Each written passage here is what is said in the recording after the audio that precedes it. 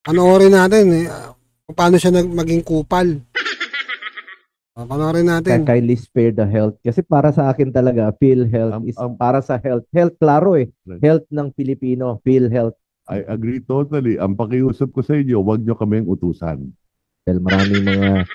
Ang tibay, no? Ang pakiusap ko sa inyo, huwag nyo kaming utusan. Ang na public servant ka, hindi ka utusan. Tapos senador yung kausap mo, ikaw undersecretary, appointed ka lang. Diba? Ito senador, binoto ng taong bayan, number 1. Ikaw appointed ka lang.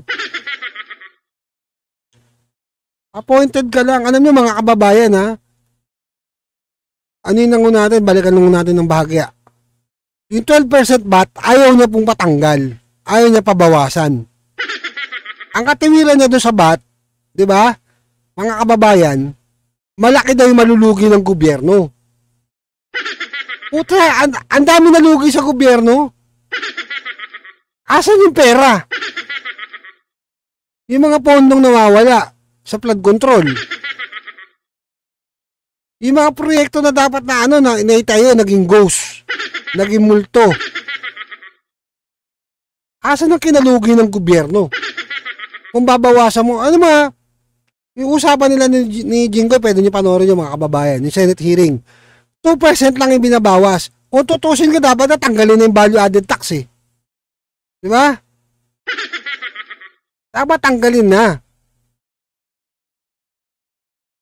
Tax na lang, wala nang value added tax. 2% na lang.